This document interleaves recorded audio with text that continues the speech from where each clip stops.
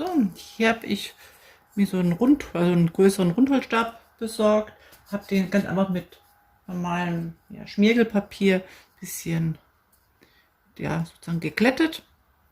Jetzt möchte ich den einkleiden mit Holzstäben, also Ästen von verschiedenen Bäumen. Die habe ich sozusagen immer mal an die Seite gelegt und genau ungefähr in einer Größe abgeschnitten, dass sie ungefähr jetzt knapp drüber so umschließen, und jetzt wird hier aufgeklebt.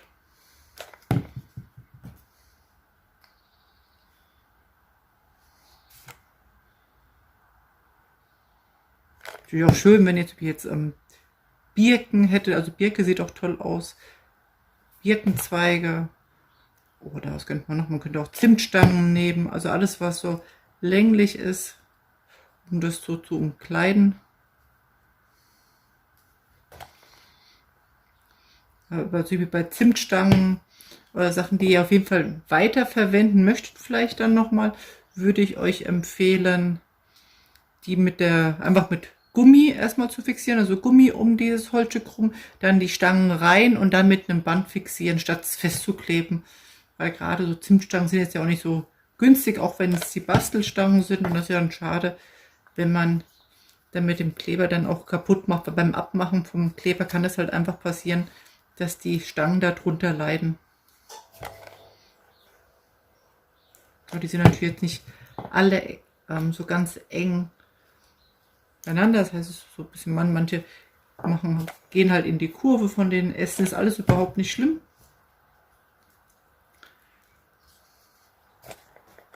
Weil wir extra auch Naturmaterial verarbeiten wollen, damit es nicht ganz so gleich ist. Weil sonst könnte ich einfach so einen Stab nehmen, der einfach dicker ist, und dann habe ich einen ganz exakten Stab, ich im Eimer, der ist jetzt schon voller klebt. Den habe ich an die falsche Stelle. Da hat er nicht richtig genau gehalten. Tue ich ihn erstmal zur Seite, ob ich ihn nachher noch brauche.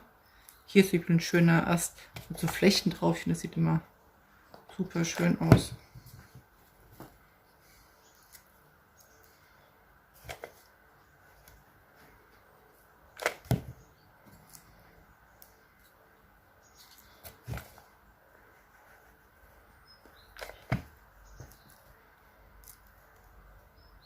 Ich habe jetzt diese, was eher so Äste sind, also nicht so dicke, die habe ich jetzt alle mit der Schere geschnitten. Ihr könnt, wenn sie natürlich dicker sind, die Äste auch mit so einer Handsäge oder mit einer Säge, je nachdem, was ihr zu Hause habt, dann abschneiden. Ich habe sie nebeneinander gelegt, sodass man das dann, den muss ich nochmal drehen. Habe ich jetzt erst gesehen, dass der hier so ein kleines Ästchen hat und damit natürlich der Weg versperrt ist für den nächsten Ast. Der hält nicht mal, muss nochmal drauf.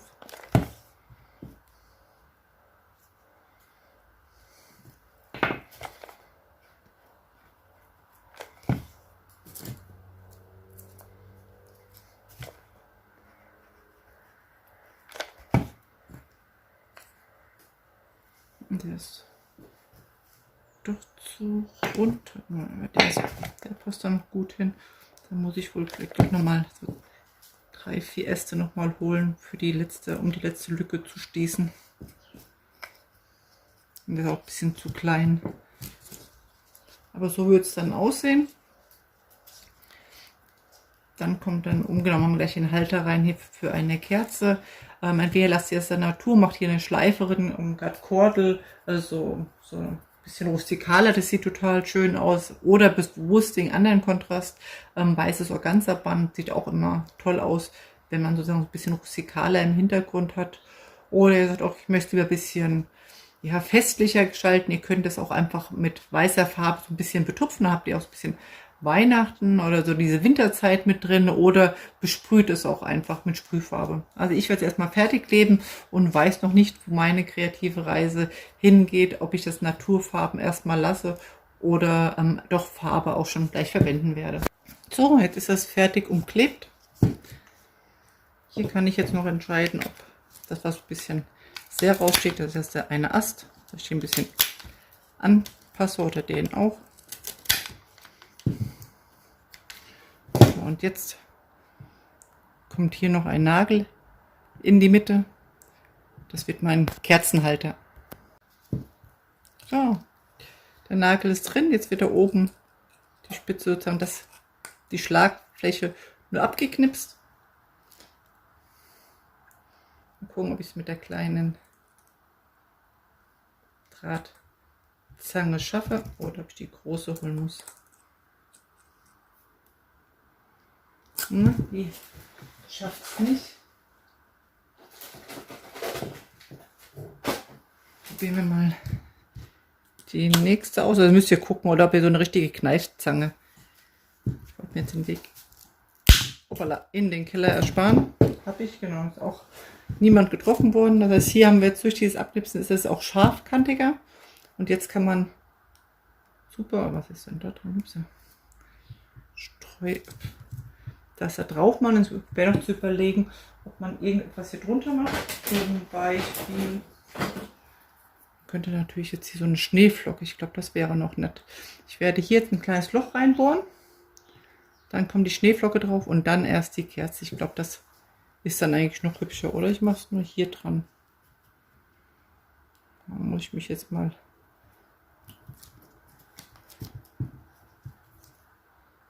Das sieht eigentlich auch hübsch aus. Ja, das gefällt mir sogar besser. Also oben, die Idee ist schön, aber dann habe ich direkt hier unten, dann lasse ich sogar weg. Ich wollte eigentlich noch ein Band machen und war echt am Überlegen, ob ich das einfärbe.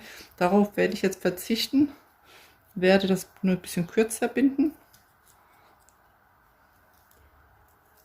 so dass es direkt hier so hängen kann.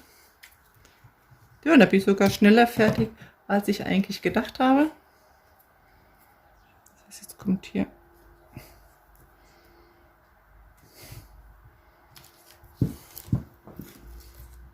die Kerze drauf und fertig ist eine kleine, feine Dekoration und ihr könnt euch vorstellen, das kann man für alle Jahreszeiten eigentlich fertig machen. Bisschen eingefärbt oder ein anderes Motiv vorne dran für Frühling, für Sommer.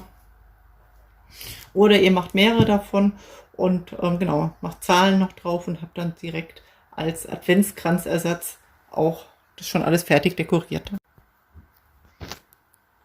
Und es sieht auch wirklich nett aus.